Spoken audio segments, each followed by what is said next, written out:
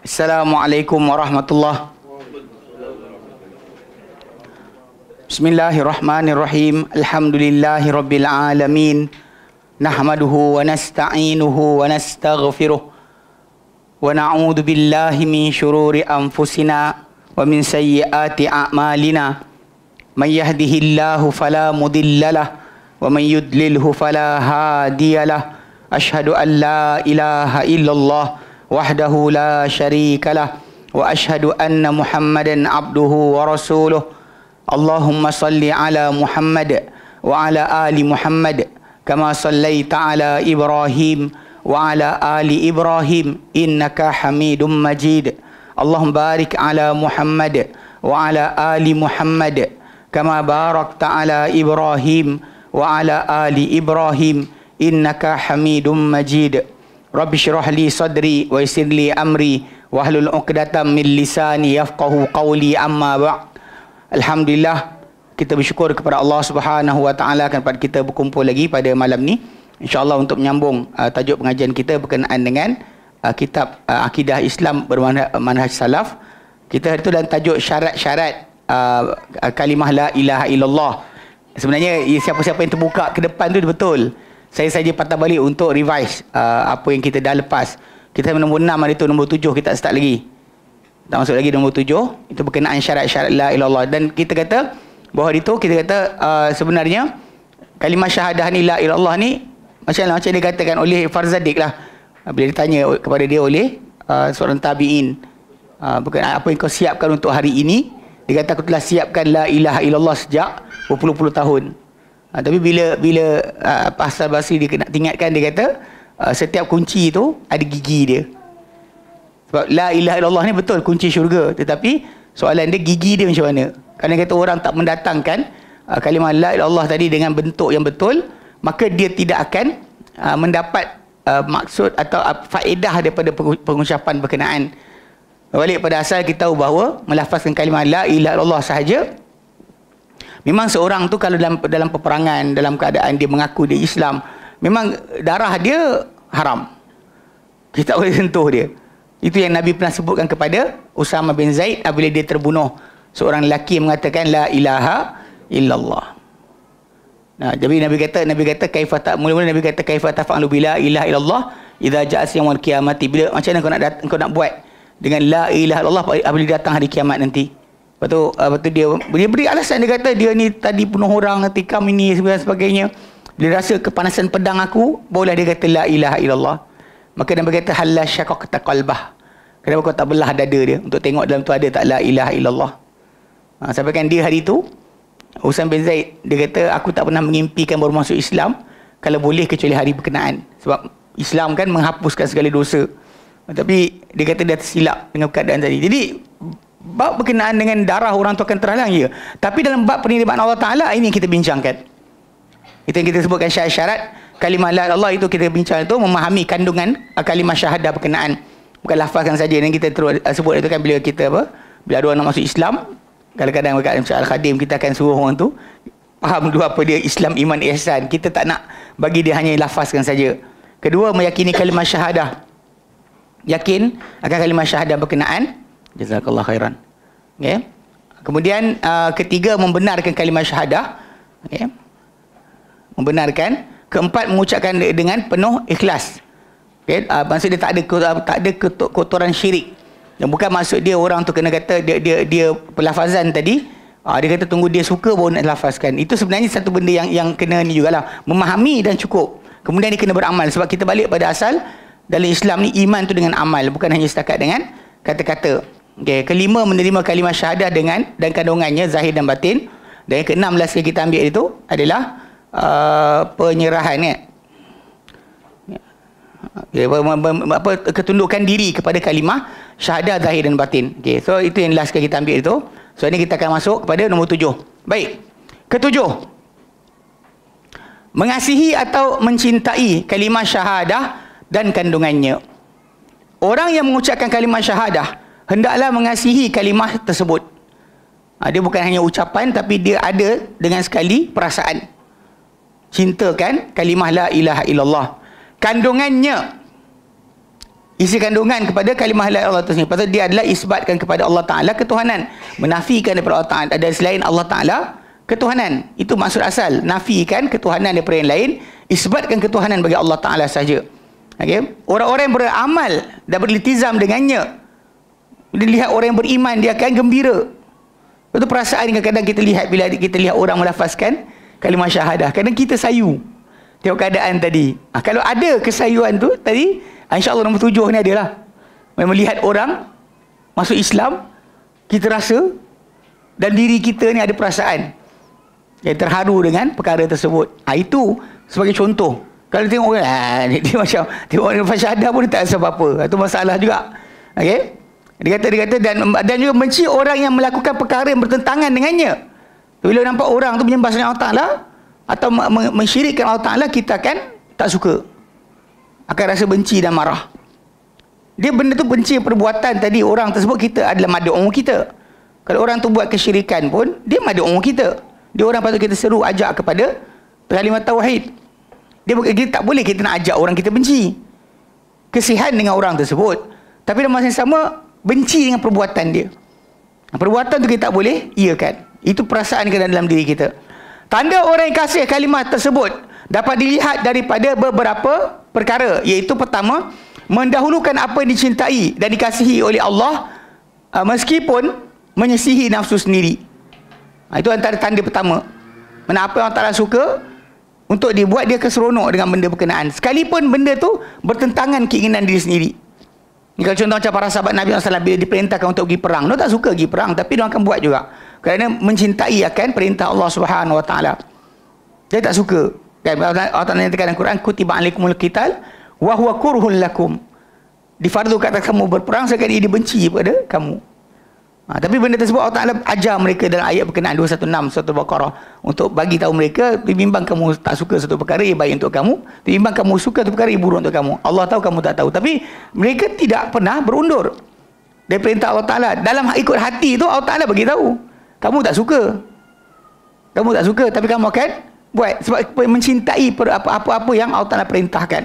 So berlaku benda berkenaan, kita akan gembira, seronok dengan apa yang berlaku, sekalipun dalam diri kita tadi tak sukai oleh nafsu kita. Ketiga, mengikuti Rasulullah SAW dan petunjuk ini dibawa oleh baginda SAW. Ini ittiba. Tanda betulnya la ilaha illallah dan orang tu adalah ittiba, ikutan kepada Nabi SAW. Sebab itu adalah isi kandungan intipati bagi la ilaha illallah. Sebab kita tahu bahawa kita mempertuhankan hanya Allah Ta'ala. Tapi cara kita menyembah Allah Ta'ala hanya dengan cara yang tunjuk oleh Muhammad sallallahu alaihi wasallam.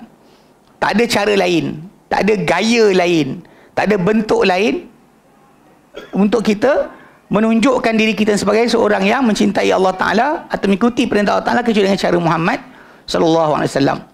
Ini benda yang kadang-kadang kenapa kita cintakan sunnah, sebab ia adalah perkara yang menjadikan kita memenuhi tuntutan la ilaha illallah. Sebab dia bukan hanya setakat simbolik. Bahkan ia adalah penzahiran bagi kalimah la ilaha illallah. Keempat, mendukung orang-orang yang didukung oleh Allah Ta'ala. Siapa yang telah sokong, kita sokong.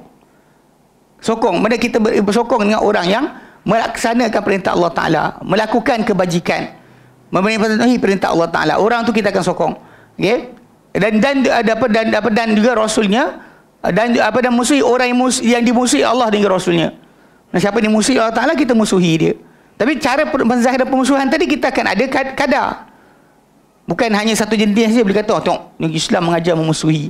Kalau orang tu dimusuhi Allah Ta'ala, takkan kita nak kata kita suka dengan dia. Kita tak suka dengan dia, tapi atas dasar manusia, kita tetapkan layan sebagai manusia. Bagi anjing minum pun boleh masuk syurga. Takkan bagi manusia minum tak dapat apa. Itu konsep yang agak payah sikit. Terutama zaman kita sekarang ni, bila ada berlaku macam kalau ahli keluarga kita mula tak ikut perintah Allah Ta'ala dan Rasul, tak nak solat dan sebagainya. Jadi benda tu pada ibu bapa letih sebenarnya perkara ni. Tapi dalam masa kita nak beramal macam Al-Quran kata, wa in jahadaka ala an tusyrika bi, jika mak bapak kamu memaksa kamu untuk menyekutukan denganku sesuatu, apa yang kamu tak tahu, tak ada ilmu mengenainya, fala tuti'huma, yang kamu taati mereka berdua, tapi wasahibuhuma fid dunya ma'rufa. Mana berteman, tapi bertemanlah dengan mereka di dunia dengan baik. Jangan taat kesyirikan yang mereka ajak, tapi berkawan dengan mereka dengan baik. Ni satu benda yang agak berat sikit sebenarnya. Kadang bila kita datanglah geng-geng pelik-pelik kan, yang datang ke sini dengan apa yang dia suka buat. Kadang-kadang kawan-kawan kita ada yang memang tunjukkan marah tu, memang dia tunjukkan kat muka dia. Tak nak pandang, tak nak senyum, tak nak sekian. Dia kadang-kadang bukan apa, benda ni kita ada kadar. Kadar mana yang kita patut buat dengan orang yang kita tak suka. Kalau dia kata pandang muka pun tak boleh, kadang-kadang awak kata nanti ahli bid'ah, awak tak tengok muka pun tak boleh.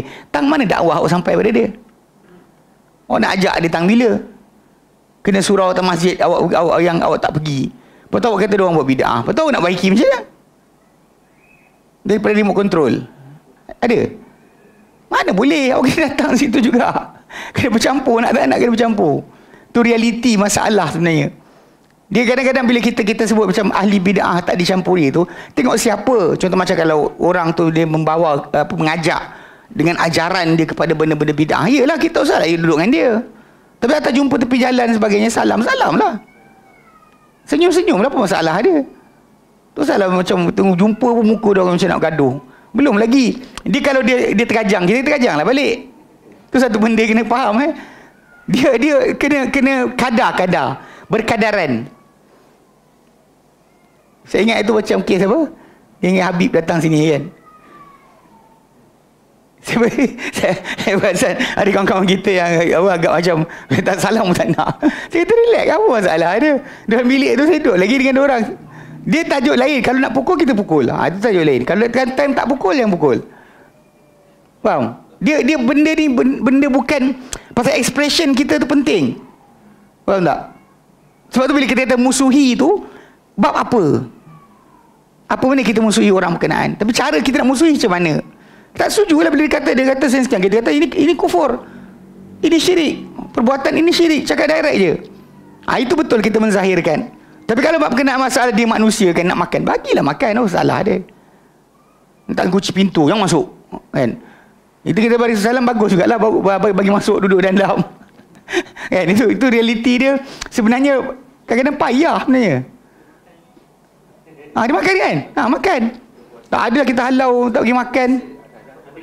Ada yang puasa kan? Tak apalah.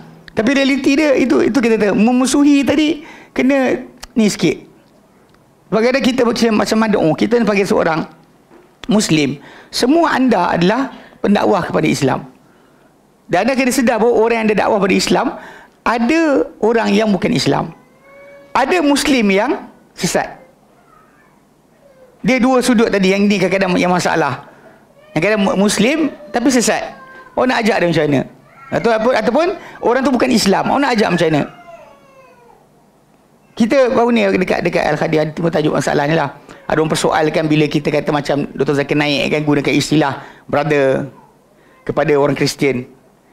Ataupun macam apa Syekh Ahmad Didat. Dia cakap kan brother. Dia gunakan kalimah brother tadi, ada orang macam mana boleh, dia bukan saudara kita. Tapi sebenarnya kalau ikut dalam Quran Karim sendiri, saya tolong jawab dia tu dekat kawan yang bertanya. Saya kata dia ada istilah dalam Quran Karim kan, macam kuliah al-kafirun tadi, bila waktunya nak gunakan hey orang kafir, tapi bila waktu kita nak gunakan ya ahlul kitab. Dalam Quran Karim sendiri datang kadang ya Bani Israel, ya ayuhan nas. Mana istilah penggunaan tadi kena bertukar-tukar ikut pada keadaan bila nak cakap. Bukannya Quran pakai satu kalimah je, asal tak beriman hey kafir. Tak ada. Dia kena gunakan istilah tadi betul. Permusuhan tadi kita kena faham sikit. Saya kena ni sikit bab sini. Kadang-kadang tak baca buku ni kan, besok lusa tinggal kan. Tak datang kelas. Kenapa? Ustaz tu tak betul. Kita patut musuhi. Kan? Geng-geng ikhwani. Geng-geng sekian. Last sekali tak datang kelas. Lepas tu rasa bijak. Masalah juga. Ni realiti yang kena jaga sikit. Memang dalam kalimah la ilaha illallah tadi kita ada, tapi masalah macam ni kita aplikasikan. So, contoh macam Asma binti Abi Bakrin. Dia buat tau. Ketika mana lepas perjanjian Hudaibiyah berlaku tahun ke-6 Hijrah. Mak dia isteri Abu Bakar tapi bukan mak Aisyah. Dia Asma dengan Aisyah mak lain-lain. Bapak sama Abu Bakar. Mereka satu mak, satu bapak lain mak. Mak yang Asma ni tak masuk Islam. Waktu dia penaklukan, waktu lepas daripada perjanjian Hudaibiyah, masa terbuka, orang Mekah boleh datang Madinah, orang Madinah boleh pergi Mekah. Tapi satu je, kalau kena tangkap tak je lain. Jadi mak Asma datang ke rumah. Datang ke rumah, bawa macam-macam, bawa dop lah, apa benda, kalau ikut hadis Nabi tu datang, cerita dia bawa lah hadiah untuk anak dia, nak jumpa anak dia. Tak bagi masuk rumah. Asma tak bagi masuk rumah. Jangan masuk. Mak dia sendiri, dia tak bagi masuk. Ya pasal, kan, dia kata, inna ummi ja'at wahiyya musyrikah. Dia jumpa Nabi, dia kata, mak aku datang dalam keadaan dia musyrikah, menyekutukan Allah Ta'ala. Kan, dia nak berhubung baik dengan aku, nak datang rumah, nak bawa hadiah. Afa siliha, aku kena berhubung dengan dia ke? Kata Asma. Nabi kata, bersiliha, hubungkanlah dengan dia. Buatlah hubungan dengan dia. Mana dia datang, dia tak sambut. Ummu Habibah. Dia Habib buat sungguh kat bapak dia, Abu Sufyan. Dia tarik hamparan yang nak duduk tu, dia tarik pergi. Tak boleh, dia kata, ini untuk Rasulullah je, bersuami dia lah. Ini maksud dia, kalau ikutkan pada para sahabat, adalah kerasan tu ada, tapi Nabi tak ajar untuk mereka teruskan. Memang kita kata sifat dalaman tu memang ada. Kita tak suka orang ni, kan, ajak orang pergi sembah kubur, kita tak suka dia. Tapi masalahnya, ketika dia tengah nak bercakap, kita cakap lah. Ketika mana dia nak gaduh, tak gaduh lah pula. Tak boleh kita gunakan kekerasan tadi dalam pemusuhan tu dengan bentuk yang sama pada semua orang. Tengok orang tu macam mana. Kita ada prinsip. Tapi dalam masa sama, kita kena ingat juga, dia adalah madu'u kita. Jangan teruk di mana sekalipun, dia madu'u kita. Kalau mak bapak yang musyrik tu pun, Nabi Allah Ta'ala kata, wasahibuhuma fid dunya ma'rufa, apa lagi orang lain. So kena faham-faham sikit. Ni kalimah ni kena jaga sikit. Nanti dia kata kerana ni, bencilah kerana Allah Ta'ala. Tapi cara benci awak macam mana? Cara benci macam mana? Itu yang kena jaga sikit. Saya bimbang kalau anda kata benda tak dijelaskan, nanti tengok dia start lah boykot. Ustaz sendiri pun kena boykot. Ustaz sendiri kita boykot. Sebab ustaz ni telah duduk dengan ahli bidah, telah tidak lagi bersama dengan manhaj salaf. Habis masalah.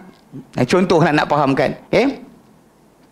Jadi hal ini dapat dilihat dalam firman Allah Ta'ala dalam Al-Quran, dalam surah Al-Baqarah ayat ke 165. Allah Ta'ala nyatakan, wa minan nasi man yattakhidhu min dunillahi andadan yuhibbunahum kahubbillah. Ada di antara manusia yang mengambil selain daripada Allah sekutu-sekutu yang mereka cintakan sekutu-sekutu tersebut kahubbillah, seperti cintakan Allah Ta'ala, macam cinta Allah. Tapi Allah Ta'ala jawab balik, walladzina amanu asyaddu hubban lillah. Tapi sebenarnya orang yang beriman itu lebih dahsyat cinta dari segi cinta kepada Allah. Itu memang realiti yang sebenar. Lepas tu dalam dunia sekarang ni, memang pada masyarakat bukan Islam, masyarakat yang kafir terutamanya, mereka tak nak kita berpegang sungguh dengan agama. Cuba reform Islam, jadikan Islam ni longgar. Sebab tujuan dia supaya orang Islam tidak dicintakan Allah Ta'ala seperti mana yang di dalam ayat Quran dikatakan. Sebab orang beriman itu sepatutnya lebih cintakan Allah berbanding orang bukan Islam mencintai akan berhala-berhala mereka. Itu sepatutnya yang berlaku. Dan Allah Ta'ala memang clarify, walladzina amanu asyaddu hubban lillah walau yaral ladzina zalamu. Dan kalau melihat orang-orang yang zalim, idh yarawna al-'adzaba anna al-quwwata lillahi jami'a. Tatkala mereka melihat akan azab, kekuatan adalah milik Allah kesemuanya. Tak ada satu pun milik kepada sekutu-sekutu yang mereka letakkan. Tidak pada berhala, tidak pada syaitan, tidak pada jin, tidak pada wali, untuk menyekat apa-apa yang datang daripada hukuman Allah Subhanahu Wa Taala. Wa annallaha syadidul azab, dan Allah Taala amat keras akan siksaan. Itu patut itu yang Allah Taala beritahu kepada kita. Firman Allah Taala dalam Quran dalam surah Ali Imran ayat 31, qul in kuntum tuhibbunallah. Katakan hai Muhammad, kamu semua cintakan Allah, maka fattabi'uni, ikutlah kamu semua akan aku. Ikutlah kamu semua akan aku. Kamu semua mengaku cinta Allah Ta'ala, dan tanda dia mesti berlaku dengan mengikuti Nabi SAW. Dan kalau kamu ikut Nabi, yuhibbukumullah, Allah akan cinta kamu semula. Balasan, cinta berbalas. Jika tidak, cinta sebelah pihak. Macam orang 80-an dulu gantung gambar artis dalam bilik. Artis tak kenal dia pun. Berialah tenung. Oh. Kan? Artis lah, pelakon lah. Kawan tak kenal pun. Awak berialah gantung gambar dia. Macam gantung gambar Agong lah dalam rumah. Agong tak kenal pun. Lepas gantung gambar dia, pasal dia teringat orang Melayu gitu. Tapi pakcik tu sebenarnya jiran saya tu, dia bukan orang Kedah. Dia orang Perak. Tapi dia gantung gambar tu, Sultan Abdul Hamid. Bapak Tengah Abdul Rahman, nama Sultan Abdul Hamid. Atau Sultan Kedah. Yang dia ada gambar kecil orangnya, tak besar pun. Ada burung cerawasih punya bulu kat atas kepala gitu. Saya tengok kat kedai dia, gantung-gantung. Waktu tu saya tak tahu lagi. Saya tak dengar ada orang Kedah apa cerita. Masuk-masuk kedai tu, dia jual kedai runcit dekat apartmen saya tinggal dulu. Sambil lintas, saya tengok gambar. Gambar. Saya kata, siapa tu? Saya tanya. Dia kata, Sultan Kedah. Saudara ke? Ya betul lah. Kalau kita gantung gambar saudara kita, tu faham lah. Dia kata, bukan. Saya tertanya di kepala saya, apa hal abang ni gantung Sultan Kedah punya gambar dia dalam rumah dia? Kalau Agong dengan Sultan Selangor, dia tinggal Selangor. Baik gantung Sultan Selangor punya gambar. Kau bodek-bodek dapatlah tanah ke apa benda. Ini tak ada pun. Gambar Sultan Kedah gantung. Kenapa? Jadi bila saya balik ke kampung, ke kampung isteri saya dekat Sungai Petani, sembang dengan orang surau. Waktu orang surau kata, lah Ustaz tak tahu ke dia punya Kedah? Ustaz tak tahu ke? Dia kata, sebenarnya gambar tu, orang kita ada kepercayaan. Gambar tu gantung, nanti kedai akan laris. Kemudian, kalau anda kata ada bala, tak datang. Kita cebi lah, benar. Cerita dia, Ustaz Asri cerita pada saya. Dia kata, sebenarnya dulu Sultan Kedah, Sultan Abdul Hamid ni, dia pernah pergi satu kedai emas. Dekat somewhere in Kedah, yang kedai tu asyik kena rompak. Jadi bila Sultan tu datang, tak beli pun. Datang tengok je. Lepas keluar, sejak hari tu tak ada rompakan. Jadi Cina ni lah punya kerja. Dia pun start gantung gambar Sultan Kedah dalam tu. Lepas tu orang pun semua ikut. Kau pergi kat Sungai Petani tu kan, kedai India pun ada gambar. Di Cina pun ada gambar. Ya, saya. Sultan Kedah tak kenal awak pun. Kalau ke akhirat ni kata jumpa, tuanku. Beta dulu gantung gambar tuanku. Apa benda dapat kan? Tak, ni realiti tau. Jadi Allah SWT, bila kita kata cintakan Allah Ta'ala, Allah Ta'ala berikan satu test, satu je ujian. Macam kata Ibn Taymiyah, ini ujian yang paling dahsyat untuk siapa cinta Allah Ta'ala. Bukan suruh terjun bangunan, bukan tuk kepala kat dinding, bukan suruh tak usah makan, bukan suruh tak usah kahwin, tak. Satu je. Apa? Ikut Muhammad. Ini ujian yang banyak orang gagal. Yang mana banyak orang akan ikut tok guru. Kata, kenapa? Tok guru kata boleh. Nabi kata tak boleh. Yelah, Nabi kata tak boleh. Tapi tok guru dia tahu ni. Habislah. Allah tengah cinta balik. Wa yaghfir lakum dunubakum. Allah ampun untuk kamu dosa-dosa kamu. Wallahu ghafurur rahim. Allah Maha Pengampun lagi Maha Penyayang. Ayat ni sendiri cukup dah untuk hentikan manusia buat bid'ah. Tapi masalahnya masih lagi tak memadai. Masih lagi ada orang akan kata, tadilah Nabi sekian, tapi tok guru kita ni wali. Habis semua. Macam baru ni kan, kes apa? Kes apa, pakai telekung, tak pakai baju dalam. Sebenarnya simple je. Simple dia ada satu masalah apa? Benda tu dalam kitab Buriyatul Mustasyidin, kitab fiqh Syafi'i daripada karangan ulama-ulama belah-belah ni apa? Hadramaut. Jadi benda tu disebut. Okey, bila orang tu sebut, kita ni jangan ada perangai asal ada dalam kitab, tahu? AADK. Asal dalam kitab je, ada dalam kitab ni. Takkanlah ulama tak tahu ni ada kitab ni. Jangan ada perangai macam tu. Kalau orang sekali ada perangai macam tu, agama kita akan jahanam. Setiap kali datang dalam kitab, macam-macam benda ada. Kalau buka Hasyiah Ibnu Abidin, rokok tu bagus, tahu tak? Zaman dia rokok baru masuk. Jadi dia bahaskan tentang rokok ni, dia kata okey. Faham tak? Awak nak cari benda yang mengarut, jumpa dalam mana kitab pun. Para ulama tadi yang tulis, mungkin ketika itu dia pendapat dia saja, tanpa sokongan dalil, dia nak buat macam mana? Dia pergi assumption. Lepas kita pula batalkan solat orang dengan andaian macam tu. Jadi punca dia apa? Punca dia kita tak boleh letakkan Nabi atas. Kalau letak Nabi atas, kata-kata orang lain ni tak ada nilai lah sebenarnya. Unless dia bawa Nabi punya sabda. Saya kata kalau tengok dari bawah nampak. Habis tu kalau abang tak pakai kain pelikat, tak pakai seluar dalam, nampak juga. Bukan seluar dalam pun, tak pakai seluar pendek dalam, peha tu nampak ikut bawah. Kan contoh macam Jabir bin Abdullah, kita tanya Nabi SAW, dia kata dia ada satu helai kain. Ni masalah aurat solat kan. Dia kata macam nak solat, dia ada satu helai kain je. Nabi kata idza kana wasi'an, kalau sekiranya kain tu luas, faltahif bih, maka berkelubunglah engkau dengan tutup dari bahu sampai ke bawah badan kalau dia besar. Wa idza kana dhayiqan, kalau kain tu sempit, fa'tazir bih, pakailah tutup antara pusat ke lutut dengannya. Kalau tuan rasa macam mana kalau kita orang pakai sampai pusat ke lutut? Kalau intai bawah, nampak tak? Nampaklah, apa masalah? Kalau Nabi tak pernah cakap apa, aku sibuk, kenapa? Benda berkenaan ada orang dia assumption saja, yang gatal lagi jadikan fatwa tu sebagai asal ada dalam kitab. Tak boleh lah. Punca dia sebab tak boleh kita agungkan Nabi dah lah. Nak letak tok guru kita, orang tu ada tok guru dia, dia ada tok guru dia. Sampai bila tak habis. Lelah agama Islam yang mudah jadi susah. Nak takbir je di minit. Allah. Tak masuk-masuk. Tak apa, tunggu masuk, tak faham tak? Ini realiti yang kita perhatikan balik. Punca dia sebab itibak Nabi ni sebenarnya satu masalah yang sangat-sangat penting, yang dia akan bersihkan semua yang lain. Tapi masih lagi ada orang tak boleh nak pegang. Sebab apa? Ini ujian. Pasal orang tu betul cinta Allah Ta'ala, Allah Ta'ala akan uji dia dengan ikut Muhammad. Dia ikut tak? Kalau tak ikut tu, itulah kadar cinta dia. Betul, kalau cinta dia betul dan total, dia akan ikut. Tapi kalau dia kata cinta dia separuh, dia ikut separuh je lah.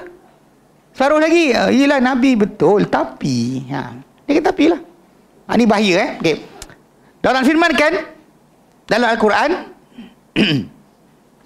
dalam surah Al-Mumtahanah ayat pertama, Allah nyatakan, ya ayyuhalladzina amanu, hai orang-orang yang telah beriman, la tattakhidu aduwi wa aduwakum awliya, yang kamu ambil musuh aku dan musuh kamu sebagai para pelindung.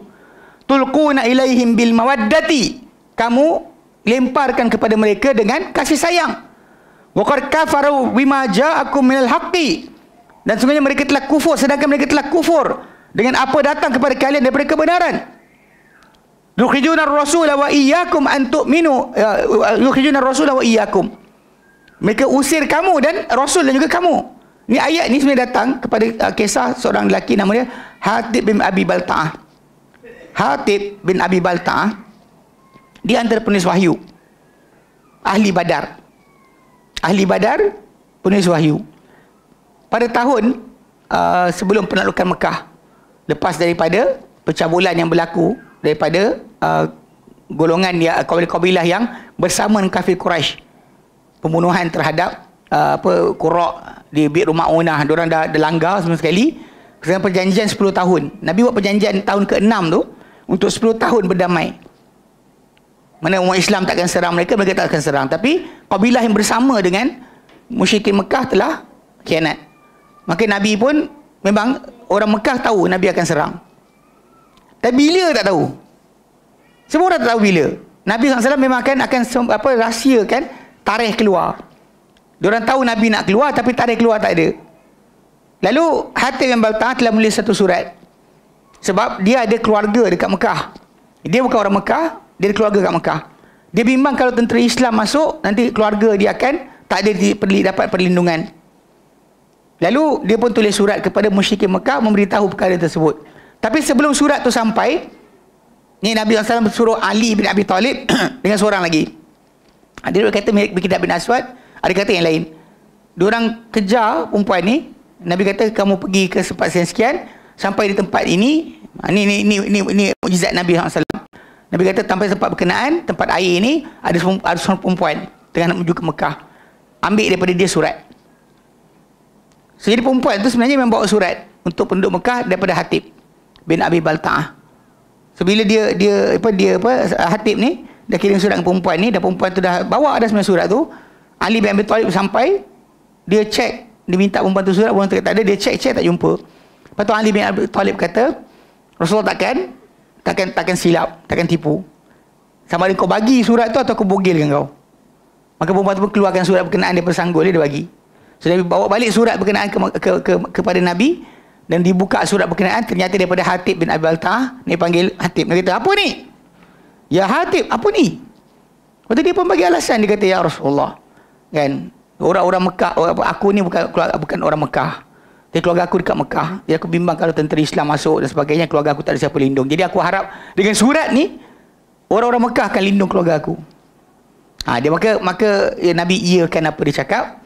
Umar macam biasalah, dah start tarik pedang, nak pancung kepala. Tapi Nabi kata pada Umar, wahai Umar, kan, mana kau tahu barangkali Allah telah lihat kepada ahli Badar, dan Allah Ta'ala kata kepada mereka, buatlah apa kamu nak buat, aku telah ampunkan kamu semua. Ahli Badar sebenarnya ada keistimewaan berkenaan. Kalau dia buat apa pun Allah Ta'ala dah ampunkan dosa. Tapi tak adalah kita tengok dia orang pergi poya-poya tepi jalan minum arak, tak adalah kita. Kau dapat lesen tu tak datang kelas lah, kan, dah dapat lesen dah, kan. Jadi kita pun tak ni, tapi realiti dia benda tersebut berlaku lah. So, Nabi iakan, maka turunlah ayat ini. Hei orang-orang beriman, yang kamu ambil musuh aku dan musuh kamu sebagai para pelindung. Kamu beri pada mereka dengan, lempar pada mereka dengan kasih sayang. Sedangkan mereka telah kufur dengan apa datang kepada kamu daripada kebenaran. Mereka usir Rasul dan juga kamu sendiri. Wa iyyakum antu'minu billahi rabbikum. Hendaklah kalian beriman dengan Allah Tuhan kalian. In kuntum kharajtum jihadan fi sabili. Jika kalian keluar, kamu telah keluar dalam keadaan berjihad di jalanku, wa batigha mardati, dan mengharapkan akan keredaanku. Tusirruna ilaihim bil mawaddati. Tapi kamu pergi sembunyikan kepada mereka dengan kasih sayang. Wa ana a'lam ma akhfaitum wa ma a'lantum. Sedangkan aku tahu apa yang kamu sorok atau sembunyikan dan apa kamu iklankan. Wa man yaf'alhu minkum faqad dhalla sawa'as sabil. Barang siapa yang melakukannya, maka dia telah tersesat akan jalan yang lurus. Jadi memang kita kata dari sudut asal, kasih sayang tadi tidak boleh ada. Kita atas dasar manusia, ya, tolong, kita bantu. Sebab tu kadang-kadang bila orang tanya kan berkenaan masalah bila ayat Quran surah Mumtahanah, kan ayat yang ke 8, sering dipakai ayat tersebut untuk jadikan tajuk. Contoh macam Nifah Bali ni kan, nanti ada orang kata, apalah salahnya kalau kita nak sambut sekali? Kan kita ni kan tajuk kemanusiaan. Jawapannya salah. Dia orang sering baca ayat 8. Banyak dia ni geng-geng ustaz pelik lah, dia bagi-bagi ayat ni pada Perdana Menteri, kepada menteri untuk baca ayat 8 surah Mumtahanah. Yang ternyata kan, la yanhaakumullah, tak melarang kamu Allah, anil ladzina lam yuqatilukum fid din, terhadap orang yang tak perangi kamu dalam agama. Walam yukhrijukum min diyarikum, dan tak usir kamu daripada rumah-rumah kamu. Allah tak halang apa?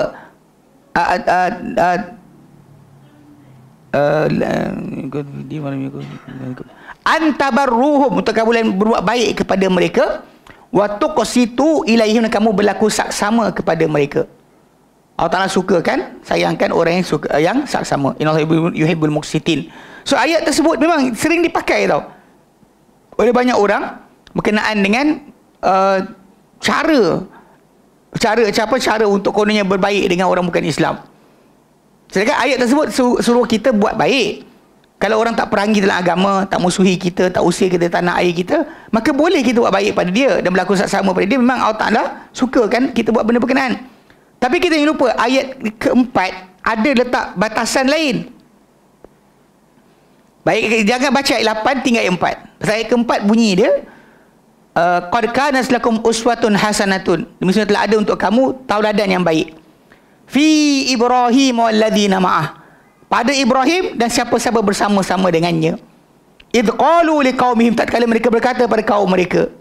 Ini apa yang kita patut jadikan tauladan. Inna bura'a'u minkum, kami berlepas diri daripada kalian. Wa mimma ta'buduna min dunillah, dan apa kalian sembah selain daripada Allah. Kafarna bikum, kami kufur dengan kalian, kami tak setuju. Persetujuan tidak ada.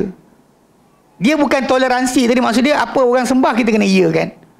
Dia macam nanti macam Dr. naik pada orang kata pada dia kan. Dia kata macam tak ada toleransi. Nak menang aja. Kan sikit-sikit tak ada. Kadang-kadang dia orang macam okey engkau pun betul juga. Apa dia kata? Agree to disagree. Dia kata awak betul saya betul. Tak ada, dalam Islam tak ada yang tu. Kita kata orang salah. Tapi benda ni satu benda yang prinsip agama. Kalau awak kata dia betul awak betul, dia siapa betul? Sedangkan Allah Ta'ala yang terima Islam sebagai agama. Macam mana awak nak kata pada dia awak betul juga saya betul juga? Tang mana kita nak letakkan benda berkenaan? Jadi memang kalau dah ikut ucapan tu kafarna bikum, kami kufur kalian. Wabada bainana wa bainakumul adawatul baghdha. Ini tauladan Ibrahim dan siapa bersama dengan dia sebut. Dan nyata di antara kami dan kamu adawatul baghdha, pemusuhan dan juga kebencian. Hatta tu'minu billahi wahdah, sampai kamu beriman Ta'ala sahaja. Bila kau beriman Ta'ala saja barulah kita happy. Kalau tidak bab ni kami tak akan setuju. Dia bab agama. Sebab tu kita tak boleh macam sekarang bila orang kata macam apa salahnya kita ucapkan kepada orang bukan Islam pada hari keraian keagamaan mereka. Tak boleh lah. Yang kita kata tak apa. Tapi tengok Syekh Azhar pun masuk dah gereja sambut Christmas. Itu bukan tauladan kita. Tauladan kita Ibrahim. Tauladan kita adalah Ibrahim dan siapa bersama dengannya. Kalau dia kata Syekh Azhar masuk gereja, awak nak jadi macam tu juga. Kenapa? Tak boleh. Pasal benda ni kita kata panggil boundaries dia. Lepas tu kita kadang-kadang macam yang gila pada orang lain mungkin tak banyak keterlibatan dengan apa golongan yang mu'allaf yang masuk Islam kan, revert. Dia revert, kita orang ada tajuk ni bila nak ingatkan orang. Contoh macam ada berlaku kematian dekat keluarga orang, hari perkahwinan ke sebagainya, keluarga dia ada kahwin. So apa batasan? Kita kata boleh hadir tapi tak boleh terlibat dengan upacara. Boleh hadir, jumpa keluarga, jumpa family, kakak dia kahwin ke, abang dia kahwin ke, dia boleh pergilah. Tapi apa upacara yang ada dia tak boleh terlibat.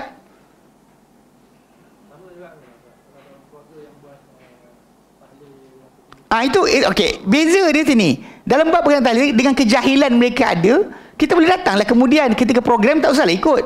Saya pribadi saya pribadilah dalam family saya. Bab tahlil nurul arwah ni benda ni kita orang hafal. Bapak kami imam kot. Kat temu raya dulu. Jadi benda-benda amalan tahlil ni, arwah ni, saya hafal. Kata hafal, doa-doa pun saya hafal. Tapi saya kata dengan orang yang kata benda nak buat juga, saya kata bawa daripada mazhab Syafi'i mana kata boleh. Sering berlaku, diorang akan bawa kitab Nihayatul Zaid, karangan Nawawi Al-Bantani daripada Jawa, Al-Jawi. Problem dia, kawan ni yang bercakap kata harus untuk buat tadi, kenduri arwah 7, 40, 100 ni, dia tinggal dalam masyarakat Jawa yang ketika itu dia nak berdakwah. Mungkin ketika itu dia takut orang akan reject awal-awal dia punya dakwah, maka dia macam lembutkan sikit versi dia punya. Ketika waktu itu dia ajar agama ada. Kalau pergi pada tok guru dia, iaitu Syekh Zaini Dahlan yang benci Wahabi sangat kan dekat Mekah dulu, dia anggap bahawa kenduri arwah kematian ni adalah bid'ah, munkarah, makruhah. Bid'ah, mungkar yang dibenci. Geng-geng ni dia salah. Dia kata apa? Ustaz salah terjemah tu. Saya baca bid'ah, munkarah, makruhah. Bid'ah yang mungkar yang dibenci. Kenapa ustaz terjemahkan yang dibenci? Habis takkan disukai pula? Makruhah. Para ulama gunakan pada benda yang dia nak kata benci. Bukan maksud dia suka. Bukan maksud dia buat tak apa, tinggal dapat pahala.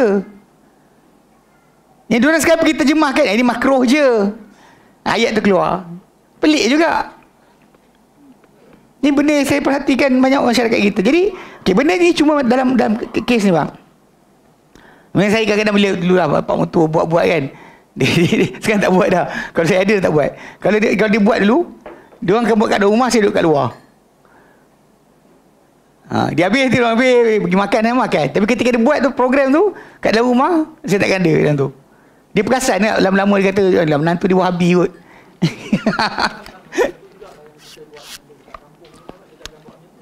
dia banyak benda boleh tukar. Antara cara tukar tadi adalah contoh daripada buat tahlil yang upacara tadi baca A, baca B, baca C, tukar pada tazkirah dah lah. Tak ada masalah doa, tapi sebenarnya tak perlukan kepada upacara tadi. Kalau kita nak bagi makan, bagilah makan kepada orang. Kenapa ada upacara? Kenapa nak makan kena doa dulu? Bismillah, makanlah. Itu cerita dia macam nak tukar benda tadi. Kalau kita duduk dia kan, tukar boleh je.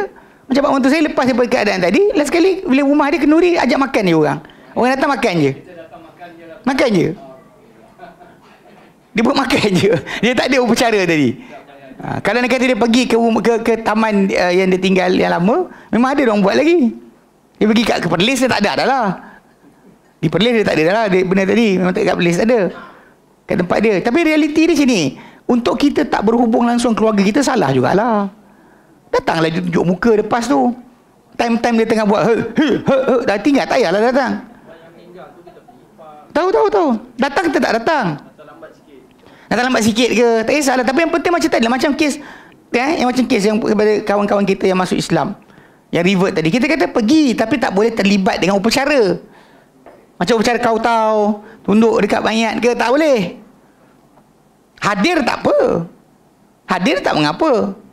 Untuk sekurang-kurang pasal kita nak cakap dengan orang tu benda salah atau betul, awak kena ada dengan dia satu hubungan untuk bercakap. Ini tengok muka pun nyampah, nampak selipar pun lari. Tengok selipar, oh mak, dia selipar sini, dia lari. Gila ke? Mana boleh macam tu? Ni kita kata bab dakwah ni, tak mana kita jadi da'i ni. Dia kita ada dalam diri kita ni kebencian, kemarahan. Tapi bukan maksud tak boleh jumpa orang tu macam tu. Tak boleh buat perangai macam tu. Lainlah kalau kita ni, kehadiran kita, ketidakhadiran kita boleh mengubah suasana. Dan baru betul. Ni sering disebut berkenaan contoh macam kes walimah dan sebagainya kan. Kalau sekiranya seorang ni orang berpengaruh, kalau dia pergi tempat tadi, kalau dia pergi boleh mengubah orang daripada buat benda bid'ah kepada tak buat bid'ah, pergi. Tapi kalau kata dia pergi dan orang ingat bahawa dia menyokong perkara tadi, dia jangan datang. Sebab kenapa ada kes masalah contoh macam Umar bin Khattab nak solat atas jenazah kan, dia tengok Huzaifah solat tak. Kalau Huzaifah bangun, dia bangun. Huzaifah belah, dia belah. So, untuk tidak meraihkan kepada golongan yang diketahui oleh Huzaifah munafik. Itu ya. Pemimpin akan mengelak. Orang yang berpengaruh akan mengelak. Tapi untuk kita yang biasa ni, relax lah. Kita datang, kita datang sama je. Kurang-kurang kalau kita datang, adalah kita, orang tu malu Allah kita bila nampak muka kita. Kalau kita ajak pada satu majlis lain, kata kita buat majlis kat rumah kita, kita panggil ustaz buat tazkirah, kita nak ajak dia datang. Tak, hari tu kita pergi rumah dia tak datang. Lepas tu kita nak ajak dia datang rumah kita. Macam mana? Dia pelik tu. Macam dia realiti dia, orang tak faham, kita tak boleh. Kita tak boleh buat macam tu. So macam pergi tadi je, pergi tunjuk muka at least. Sebab benda tadi, kita takkan terlibat dengan upacara tu. Tak ada. Tak boleh lah. Dan diorang macam tu pun, dia kata kita menyekat la ilaha illallah. Kami tak sekat awak cakap la ilaha illallah. Kami sekat awak itu kami sekat lah. Perhatikan betul-betul. Time dia cakap la ilaha illallah, mana kita halang.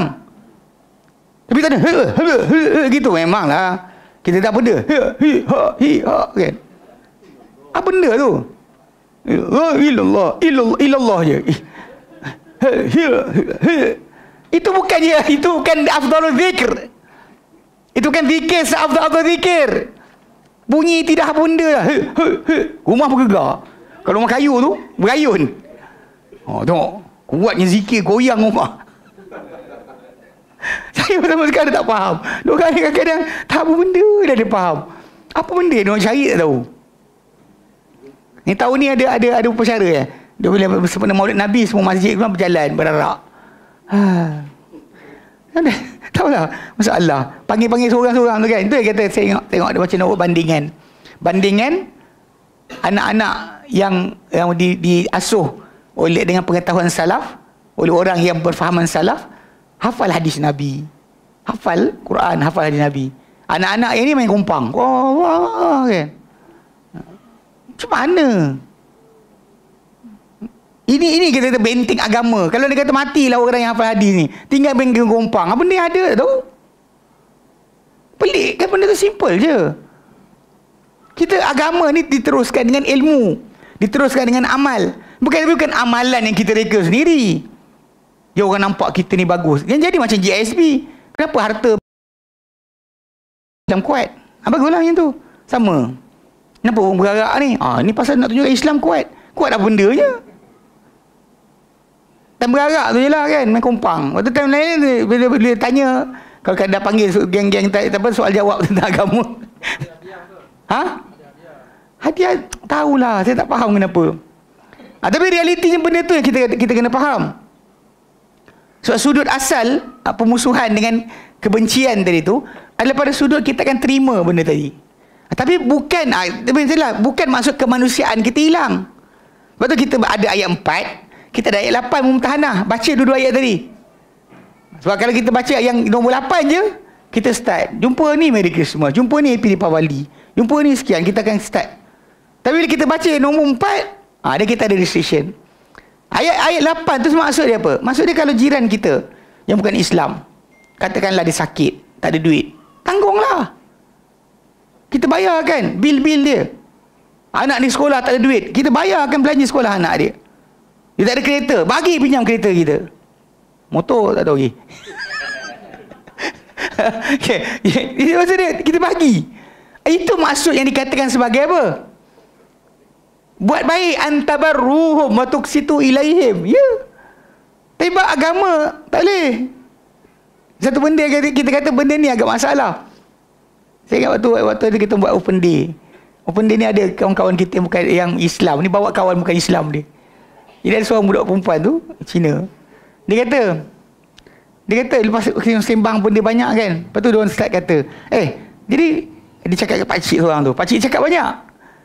Dia kata, are you saying that Islam is the only right religion? Mana Islam agama paling satu-satunya agama betul? Tadi dia bila cakap itu, pakcik ni dia retract balik. Dia cakap, hey, I don't saying that, dia kata. Saya kata, kau tanya soalan, tanya aku. Kau yang tanya, dia tanya aku. Ustaz aku. Dia bukan ustaz. Dia tanya aku, saya kata. Kadang-kadang benda ni stand kita dalam masalah agama ni kena firm. Tajuk lain kita terimalah, masalah kemanusiaan, masalah kezaliman, masalah rasuah ke, buat benda mungkar, aniaya orang. Kita akan bersama dengan benda tersebut. Dia kan bermaksud kita akan mengiyakan kekufuran, tak. Kan kita boleh lembutkan Islam, kata Islam ni bukan semua, ada juga tak boleh. Word itu yang tak boleh pakai. Berarti kita kata ketegasan kita dalam masuk agama. Dalam masalah lain kita open. Dia tak ada duit, dia tak ada sekian, tolong. Itu sudut asal kemasyarakatan kita dengan yang bukan Islam. Adapun dalam masalah agama dia tu betul ke salah, kalau dia tanya kita salah lah. Dia tak puas hati, dan kita dialog. Betul-betul. Kita kena ada firm tentang tajuk agama Islam yang kita anuti ni, kita patut faham. Jangan kita hanya percaya Islam, tapi kita bila orang persoalkan Islam kita tak tahu nak jawab. Dia macam kita ada tanah, ada rumah, lepas tu orang kata, ni rumah awak ke? Ya. Betul ke rumah awak? Ya. Ya ke rumah awak? Mungkin. Daripada ya jadi mungkin. Betul ke? Agaknya. Takkan macam tu. Awak seorang, bila benda awak punya, awak kena bersiap sedia untuk pertahankan. Sebab tu bila kita belajar ilmu macam tauhid ni, akidah ni, tujuan dia adalah untuk mempersiapkan diri kita bagi menghadapi kalau persoalan timbul daripada anak-anak kita, adik-beradik kita, keluarga kita, kita tahu apa benda yang sebenarnya daripada ilmu tadi. Sebab benda ni adalah benda warisan. Ilmu agama ini adalah warisan turun-temurun. Untuk kita tahu secara automatik mustahil. Tapi untuk kita belajar daripada yang sebelum kita, itu yang tujuan kita belajar. Okey, baik. Okey, so 7 tu dah lepas. Okey, perkara yang membatalkan kalimah syahadah la ilaha illallah. Perkara yang membatalkan kalimah syahadah la ilaha illallah melibatkan 3 aspek utama. Okey? A, melakukan syirik besar. B, melakukan kufur besar. C, melakukan nifak i'tiqadi. Okey, dia akan terangkan satu persatu.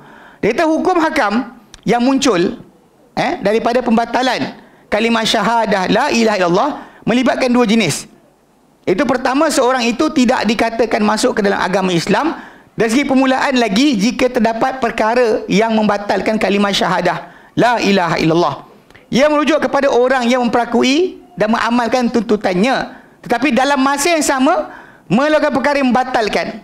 Dia bukan kata itu lafaz kan, Dia buat separuh, dia buat tinggal separuh. Sebab tajuk dia dalam agama ni kan kita sebut itu bab berkenaan dengan buat yang diperintah, tinggal yang dilarang. Kalau orang tu tak buat ini, dia buat ini perintah, buat yang dilarang, macam mana? Ada orang yang tinggal yang diperintah, tak buat yang dilarang. Dua-dua dia tak buat. Jadi macam ni. Jadi kat sini kita faham sebab ia merujuk kepada orang yang memperakui dan mengamalkan tuntutannya, tetapi dalam masa yang sama melakukan perkara yang membatalkan akan kalimah la ilaha illallah. Itu satu. Kedua, orang yang dikira telah murtad dan terkeluar daripada agama Islam apabila dia melakukan perkara yang membatalkan kalimah syahadah la ilaha illallah. Baik. Antara perkara lain yang membatalkan kalimah syahadah la ilaha illallah ialah pertama, kejahilan terhadap kalimah la ilaha illallah. Ini pasal kita syarat. Balik pada syarat dulu. Kan kita sebut tadi kan, syirik akbar, kufur akbar dan juga nifaq i'tiqadi. Nifaq i'tiqadi ni bukan nifaq amali. Nifaq amali bila orang tersebut dia ada sifat atau ciri-ciri kemunafikan. Contoh, idza haddatsa kadzaba, dia cakap dia bohong. Wa idza u'tumina khana, bila dia amanah, diberikan amanah dia khianat. Kan? Wa idza wa'ada akhlafa, bila janji dia mungkin janji. Dalam diri orang tersebut dah ada kemunafikan. Tapi nifak itu dipanggil nifak amali. Nifak i'tiqadi macam mana yang berlaku pada zaman Nabi SAW dahulu, kumpulan orang-orang yang dalam hati dia tak percaya Nabi, tapi dia hanya buat amalan Islam tadi hanya kerana untuk menjaga status mereka dalam masyarakat. Orang semua dah ikut Nabi Muhammad SAW. So kalau dia tertinggallah dia seorang-seorang. Maka dia ikut sekali melafazkan syahadah, tapi bukan kerana nak beriman, tapi hanya untuk menjaga kepentingan diri dia sahaja dalam masyarakat. Manakala dia kata berlaku benda yang ada benda boleh menyebabkan dia kufur, dia akan kufur dengan segera. Ini nifak dia panggil i'tiqadi. Dalam hati dia kufur, perbuatan luaran dia iman. Pasal dalam kes ni memang orang munafik yang zaman Nabi dulu SAW ketika di Madinah, mereka ni kadang-kadang solat belakang Nabi. Pergi perang tapi separuh jalan. Pergi, ya Rasulullah balik ada hal lah kat rumah, kata balik. Tak apa, sebab tu dah orang dah pakai kemah, minta izin balik. Ada. Dia macam tu ada. Tapi yang kita kata dari segi masalah asal, dalam kehidupan umat Islam dia orang wujud tengah-tengah. Mana majoriti amalan Islam tu dia buat. Kalau tak kata berkenaan mereka ni mereka bangun untuk solat dalam keadaan malas, menunjuk-nunjuk pada manusia. Itu memang ada, dia solat. Bayangkan zaman Nabi punya munafik solat, zaman kita orang yang konon tak munafik tak solat. Jauh sangat tu. Kan, jauh sangat. Zaman para tabi'in pun, geng-geng yang kata Qadariyah ke Jabariyah ke, masih solat tau. Yang kita punya zaman ni yang pelik. Zaman tak tahu kenapa. Jadi, yalah mungkin wallahualam, bila kita belajar kan tentang agama Islam ni, kalau tak belajar dengan betul ni yang jadi. Kita duduk sibuk kata Imam Syafi'i tak kafirkan orang tak solat. Tapi Imam Syafi'i tak kata biarkan. Dia kata panggil, suruh bertaubat, suruh solat. Tak solat bunuh. Kerajaan kena bunuh orang yang tak solat. Pasal Abu Bakar bunuh orang perang dengan orang yang tak bayar zakat. Macam mana boleh dibiarkan orang tak solat? Kalau awak nak kata tak kafir sekalipun, bukan maksud tindakan tak ada. Tak ada tindakan langsung, best lah tu yang jadi menggelupur macam-macam tu. Tak solat pun rasa Muslim juga. Lepas dah syahadah. Syahadah dah. Aku dah syahadah. Dia kata, dia apa salah dia? Aku dah syahadah. Ini dia jaga sikit. Okay. Jadi dia kata kat sini kan, dia kata, jadi benda tersebut, benda yang kita kena faham. Okay, dia kata orang yang, dia kata antara perkara lain yang membatalkan kalimah syahadah ialah, ilallah ialah, pertama kejahilan terhadap kalimah syahadah. Mereka balik pada 7 syarat tu. Pengetahuan ilmu kan. Okay. Dia jahil terhadap kalimah syahadah. Orang yang menuturkannya tanpa memahami dan pengetahuan, memahami dan pengetahuan tidak akan memberikan apa-apa manfaat dalam hidupnya. Dia ada lafazkan tapi dia tak tahu apa dia cakap. Dia cakap je. Kedua, syak. Lawan pada yakin lah. Dia ada syak dan ragu-ragu terhadap isi kandungan kalimah syahadah la ilaha illallah atau sebahagiannya. Keraguan seperti itu menggambarkan yang terlibat masih ragu dengan kebenaran terhadap kandungan kalimah syahadah dan tidak meyakininya. Dia tak yakin kalimah tadi. Ketiga, syirik. Dilawan pada ikhlas. Okey, kesyirik kepada Allah Taala. Okey, apa dia kata? Dia kata apa syirik kepada Allah Taala. Maksudnya dia lafazkan tapi dia masih syirik. Maksudnya dia tak ada ikhlas. Sebab kalimah itu menuntut pada kita mentuluskan ibadat hanya kepada Allah.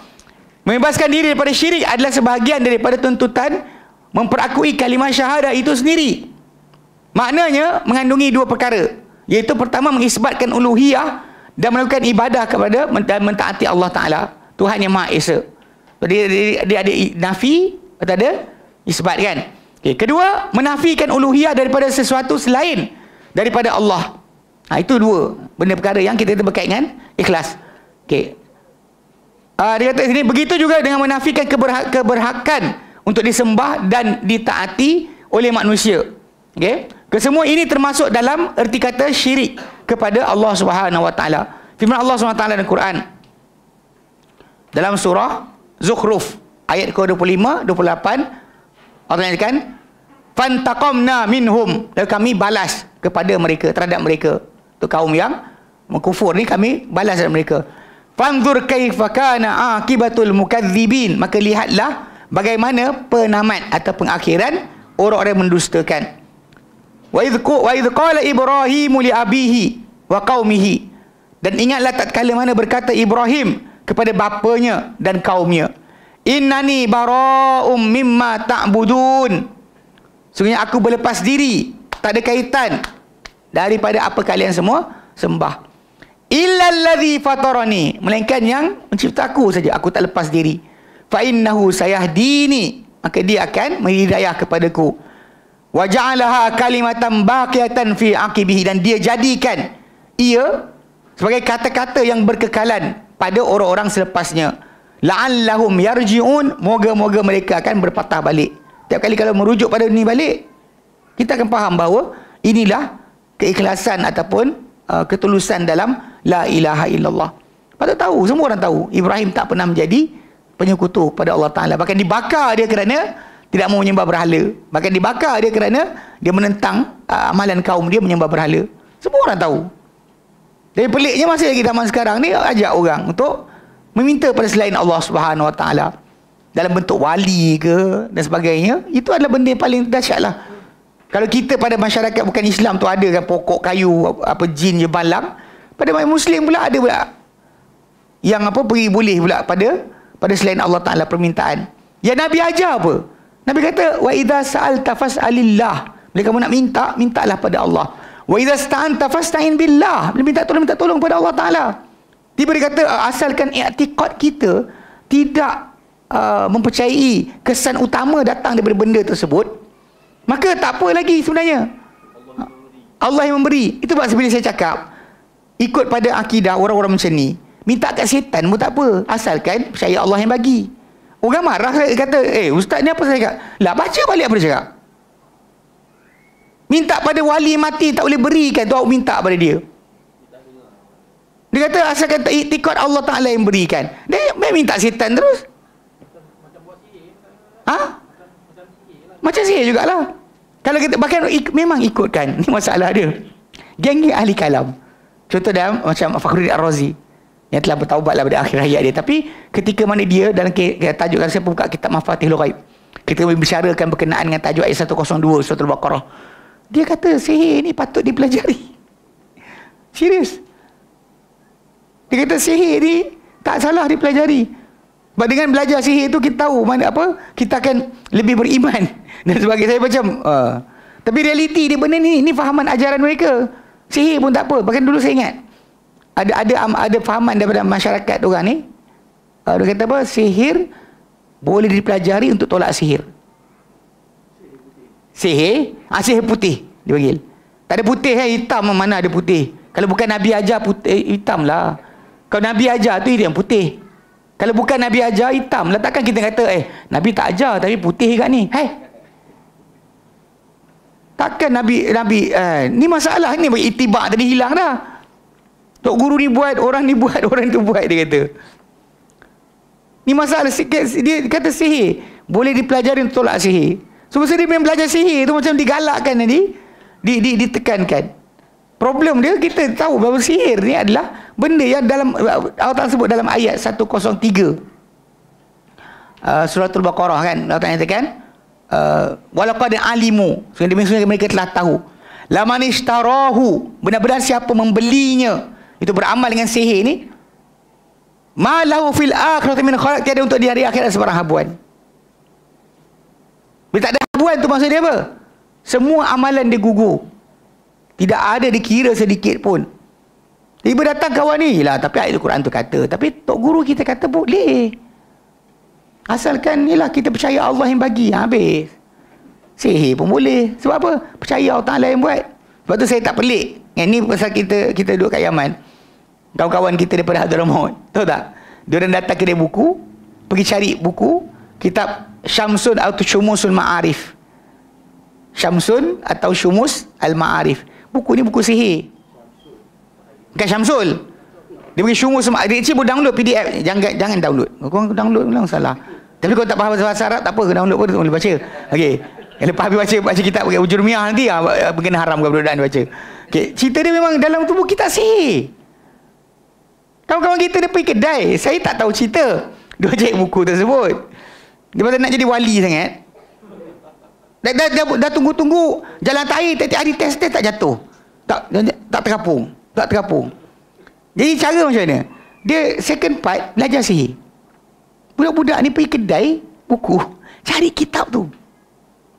Kalau dia pergi kedai-kedai dekat Lubnan ke, dekat negara-negara yang apa, yang bukan ada apa akidah salafi, mungkin kot tak jumpa. Atau kedai Syiah ke, mungkin jumpa kitab Syumusul Ma'arif ni. Dia pergi minta kat kedai salafi. Maksudnya kedai salafi kan, dan tu buku ada semua macam fatwa benda. Dia cari kitab tu. Saya masuk lepas orang. Lepas tu kawan tu tanya saya, dia kata budak-budak tu Malaysia saya kata Malaysia. Kawan kau? Taklah kawan saya, taklah kawan sangat. Diorang apa Malaysia je lah. Dia kata saya cari kitab sihir. Betul, benda ni makruf. Kitab ni kitab sihir. Tapi kawan-kawan kita dekat Hadramaut cari buku ni. Sebab apa? Ni kita kata nak shortcut. Kita nak pergi kepada tunggu datang karamah, hikmah karamah. Macam tu juga rupa. Tiap hari tak ada terbang pun. Tak tahulah. Tapi saya tak try lagi buku tu. Tapi buku tu kalau boleh download dah ada dia jual. Ada PDF ada. Tapi kitab ni kitab sihir. Dalam tu kitab raja-raja. Dia ambil bagian sebahagian dia, contoh macam kitab Tajul Muluk yang orang Melayu amalkan, ambil dari situ. Sama je inti apa kopi dia, cuma yang ini dalam lagi dahsyat lah. Ada benda tersebut. Peliknya nak cari kitab tu. Tanya kenapa? Itu tadi pasal tak dapat karamah yang betul, dia buat sihir lah. Kali-kali ikut pada diorang ni, kalau ikut ajaran ustaz yang pelik kat Malaysia ni, asal percaya Allah yang bagi, tak masalah dia. Kalau minta pun kepada Allah Ta'ala pun tak apa, asal percaya Allah Ta'ala yang bagi. Dia dalam masalah amal sihir tadi, asal percaya Allah yang gerakkan benda tu. So, teli lah. Boleh buat lah maksud dia. Ini bahaya sebenarnya tau.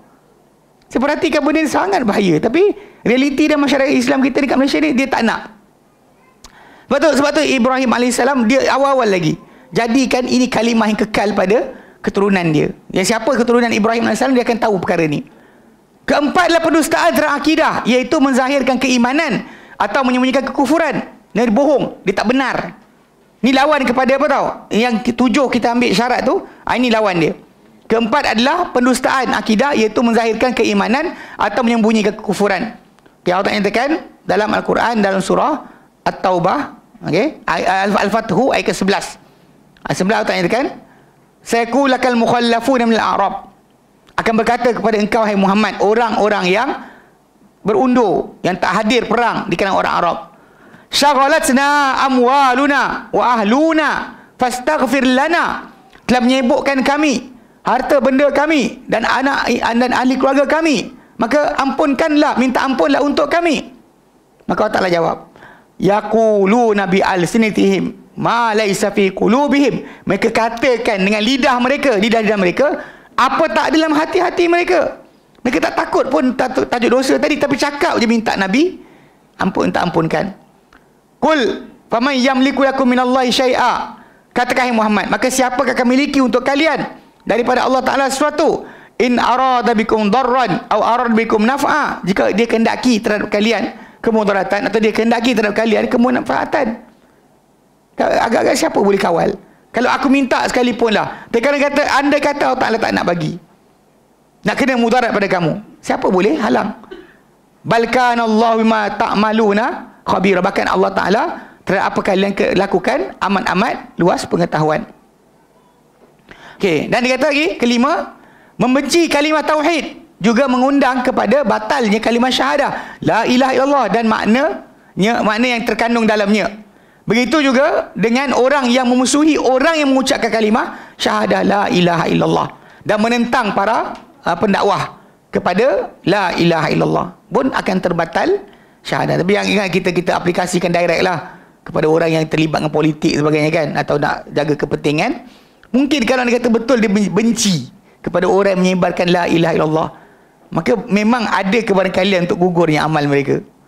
Itu realiti yang kita kata kadang orang tak kisah benda berkenaan. Allah nyatakan dalam ayat tadi, ayat surah Al-Baqarah ayat 165, wa minan nasi man yattakhidhu min dunillahi andadan, ada kadang manusia yang mengambil selain Allah Ta'ala sekutu-sekutu, yuhibbunahum kahubbillah, yang mereka cintakan mereka itu sekutu tadi macam cintakan Allah. Walladzina amanu asyaddu hubban lillah, sedangkan orang yang beriman lebih dahsyat, lebih kuat cinta kepada Allah. Walau yaral ladzina zalamu, dan kalau melihat orang-orang yang zalim, idh yarawna al-azaba, tatkala mereka melihat akan azab, annal quwwata lillahi jami'a, berkekuatan milik Allah kesemuanya, wa annallaha syadidul adab, Allah Ta'ala amat keras akan siksaan. Dan firman Allah Ta'ala dalam Quran dalam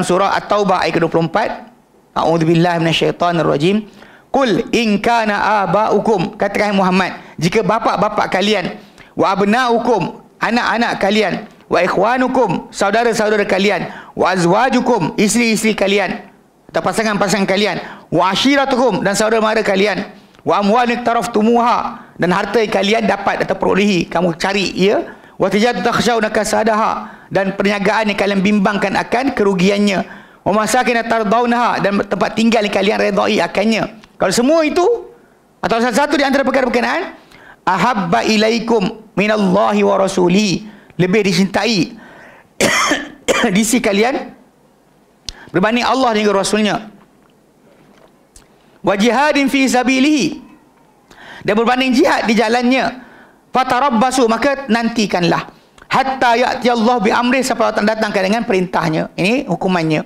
Wallahu la yahdil qaumal fasiqin, Allah Ta'ala dan Allah tak akan beri hidayah pada kaum yang fasik.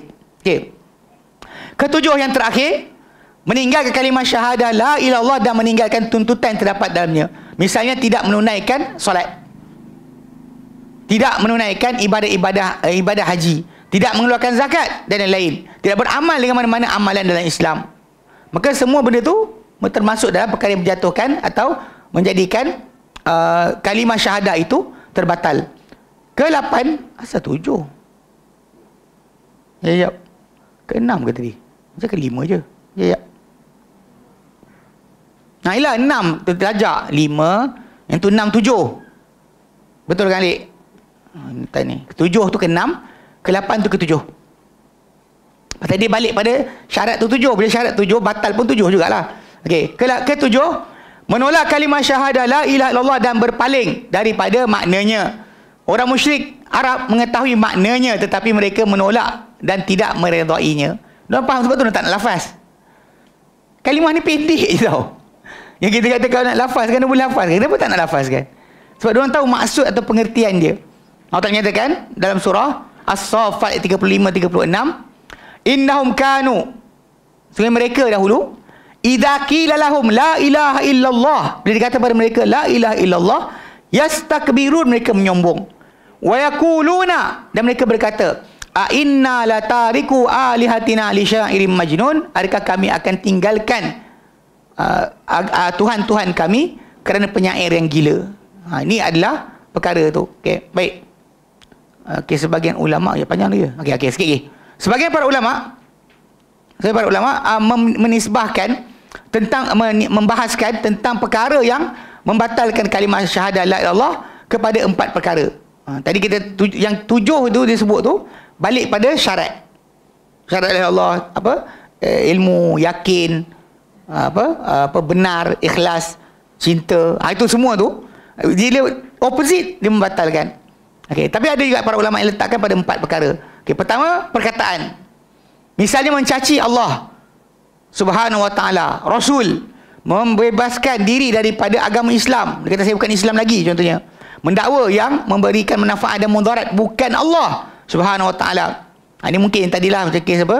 Dia kata tak, saya percaya Allah yang berikan tapi melalui benda ni. Okey, begitu juga dengan berdoa kepada Allah Subhanahu wa taala, meminta pertolongan daripada yang lain dari Allah taala dan seumpamanya. Berdoa kepada selain Allah. Dia ada kalimah selain kat situ. Berdoa kepada selain Allah, meminta pertolongan daripada lain daripada Allah Subhanahu wa taala dan seumpamanya. So ini pasal doa itu ibadah. Bila ibadah tak boleh dihalakan kepada selain Allah taala. Bila dia kata boleh minta pada pokok, minta pada wali mati, itu gila dia panggil. Itu syirik akbar sebenarnya. Baik Perbuatan. Sujud kepada yang lain daripada Allah Subhanahu wa taala, rukuk kepada yang lain daripadanya, menunaikan solat dan seumpamanya. Dia Syahrukh Khan kan pergi ke depan berhala, tunduk habis. Tak ada dah. Dan kalau dia kata Syahrukh Khan mati, selagi dia tak bertaubat, maka tak usah doa untuk keampunan bagi dia. Dia tak boleh doakan keampunan. Sebab bila dia sujud, tundukkan kepala depan berhala tadi, habis. Jatuh dah. Ni pelik orang kita kan. Tapi dia Syahrukh Khan best. Ambil kau. Salah. Baik. I'tiqad. Okay, kata-kata, perbuatan. Ketiga, i'tiqad. Misalnya i'tiqad wujud kepelbagaian ilah. Setuju ada ilah yang banyak. Allah tu kita, tapi yang lain pun ada juga ilah, habis. Dan sesuatu yang lain daripada Allah Ta'ala dan lain-lain. Ada dan diri dia, ada kuasa selain Allah Ta'ala. Ada sekian, habis. I'tiqad kepercayaan dalam. Dan benda ni boleh berlaku dengan macam-macam benda lah. Maka i'tiqad pada wali tadi berkongsi dengan Allah Ta'ala pun, mentadbir alam semesta pun sama di antara perkara yang menjadikan jatuh atau rosaknya kalimah la ilaha illallah. Dan di keraguan dan syak terhadap kalimah la ilaha illallah dan isi kandungannya. Misalnya ragu dan syak terhadap kedudukan Allah Subhanahu wa taala sebagai Tuhan yang satu dan atau lebih daripada satu dan lain-lain. Maka itu semua tu adalah perkara yang menjatuhkan atau menggugurkan lafaz kalimah la ilaha illallah, walaupun kita lafazkan, tapi dia tidak dikira lagi sebagai orang yang ada padanya la ilaha illallah. Bahkan hilang boleh hilang kedudukan tadi. Cuma memang nanti ada perbahasan mungkin kita ke depan sikit lagi. Adakah kita tunggu pemerintah isytiharkan lepas panggil mahkamah, ataupun kita boleh faham direct macam mahkamah, macam cerita Syahrukh Khan dia tu sujud depan berhala dan sebagainya. Adakah itulah cukup untuk katakan dia telah keluar Islam, atau mungkin tunggu mahkamah India isytiharkan perkara tersebut? Realiti dia sebenarnya benda-benda yang dibuat oleh manusia ni, ada benda yang zahir yang tak perlukan kepada mahkamah untuk bagi tahu kita nampak benda tu dengan jelas. Ada yang tak perlu ada perlukan kepada pendetailan. Macam kata-kata yang dilafazkan, macam dia kata kalau saya lah jadi Tuhan. Ayat-ayat macam tu kan. Benda-benda yang kadang-kadang ayat-ayat yang tak patut terkeluar daripada mulut, benda tu akan perlukan kepada perincian. Tapi kalau dia kata benda tu dengan perkara-perkara yang kadang-kadang nyata dan jelas, macam dia kata ada Rasul lain selain Muhammad, habis kan. Dilafazkan Abdul Kahar, benda Ahmad adalah Rasulullah, habis, terkeluarlah daripada Islam. Yang sekarang untuk dia masuk Islam balik, kena dia syahadah balik. Selagi dia tak syahadah balik, selagi itu tak. Macam kes Syahrukh Khan kan, sujud depan berhala sebagainya, habis. Tak boleh kata macam, tapi budaya dia tak. Dia bukannya duduk kat negara yang tak ada ulama Islam. Lepas tu saya ingat Dr. Zakir Naik pernah sekali, waktu time ada rancangan tu, dia letakkan dalam rancangan tu pelakon, pengarah filem Muslim, dan pengacara tu bukan Islam lah. Lepas tu kemudian dipanggil seorang Maulana. Dr. Zakir Naik pun ada sekali. Jadi waktu Syahrukh Khan ada, Dr. Zakir Naik pun ada. Jadi waktu time cakap-cakap tu, Dr. Zakir Naik dapat peluang cakap sekali je. Tapi ketika dia membagi cakap pada Syahrukh Khan, Syahrukh Khan kata, I'm a Muslim. Saya ni seorang Muslim, saya bangga menjadi seorang Islam. Tapi saya seorang Muslim yang moderate. Muslim yang wasati. Wasati lah. Yang moderate. Maksud dia bagi dia moderate tu, maksud dia sembah berhala pun ya, sembah Allah Ta'ala pun ya, dia akui. Jadi Jadi Zakir Naik dapat, Dr. Zakir Naik dapat mikrofon lagi. Dia kata there's no such thing as a moderate Muslim. Tak ada Muslim moderate. Yang ada hanyalah Muslim yang praktis Islam, Muslim yang praktis bahagian Islam, Muslim yang tak praktis Islam. Kau letaklah nama kau apa sekalipun, kau salah satu di antara tiga. Jangan kata engkau seorang Muslim moderate. Engkau sama ada praktis Islam sepenuhnya, praktis Islam, laksanakan Islam ni sebahagian je, atau tak amal langsung dengan Islam. Jangan sebut kata I'm moderate Muslim. Itu tak wujud. Sebab tak amal Islam lah tu maksud dia. Dia masuk dalam ni. Yang nombor 2, yang nombor 2. Nombor 3 ni yang tak buat langsung. Yang itu masih lagi kau katakan dia beri liberal masa solat. Ada lagi partial dia buat, sebahagian tak buat. Ataupun ikut Muslim Islam dari segi akhlak, tidak segi akidah. Kan kita lihat geng-geng sufi kan, ada pada akhlak, oh jangan cakap astagfirullahalazim akhi. Gitu. Hati kita, hati. Lepas tu sembah kubur. Dia beramal sebahagian Islam, tinggal sebahagian Islam. Yang tak beramal Islam langsung ni banyak lah. Yang kan kita kat Malaysia ni, antara paling banyak saya tengok. Atau kita pergi Saudi, yang geng-geng pergi konsert sebagainya kan. Mungkin yang tak solat pun ada. Mesir baru ni kan, yang buat konsert dekat Iskandariah . Mungkin ada yang portion ketiga, keempat. Nak kata diorang nombor 1, tak lah. Sebab yang satu ni Muslim yang amal semua Islam, bukan sebahagian Islam. Lepas tu lepas tu tak bagi kita naik jawab dah. Sekali tu je cakap. Saya teringat je itu. Tapi realiti dia macam tu lah. Pada sudut asal dia bukan tak boleh belajar. Yang kata dia membesar dalam masyarakat Hindu, lalu dia punya kepala dah didoktrin macam tu, tak lah. Dekat dalam negara dia ada ulama yang boleh jawab soalan-soalan dia, kenapa tak tanya? Jadi setakat sekarang lah, bila kalau dia kata kalau dia mati besok lusa kan, memang tak boleh, haram kita doakan dia keampunan dengan apa dah dia buat depan berhala tu. Tidak, kecuali dia mengucap dua kalimah syahadah balik depan, kita isytiharkan, barulah kita boleh kata Allahumma firlahu warahmuhu. Kalau tidak, dia mati besok, jangan doakan. Tengok mati sungguh besok. Tak realiti dia betul. Betul lah. Dia keluar dah. Pasal dia ada benda tu, sebab kita kata ada benda boleh kita tahu hukum tanpa perlu masuk mahkamah. Macam tahik tu busuk, awak kena mahkamah isytihar dulu ke? Tahik tu tahik, pandang tak tahu lagi tahik ke ustaz, mari kita hantar makmal kimia. Tak payahlah. Benda ni ada benda zahir yang tak perlu kepada pendetailan. Just mere rupa dia dah tahu dah. Ni tahu, belum tentu lagi, cuba jilat.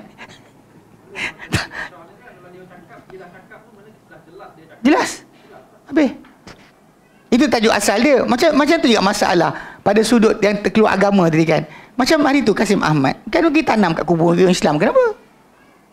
Konon-konon ada kebajikan nak tunjukkan kebaikan tanam kubur Islam. Tak boleh. Tak boleh sebenarnya.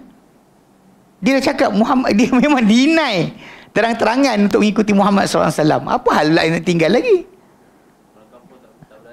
Bukan orang tak berani, geng-geng parti politik waktu tu. Kononnya kita buat amal kebajikan. Nah, itu bapak dia, katakan bapak dia dimaki dia orang tu, dia nak tanam tak?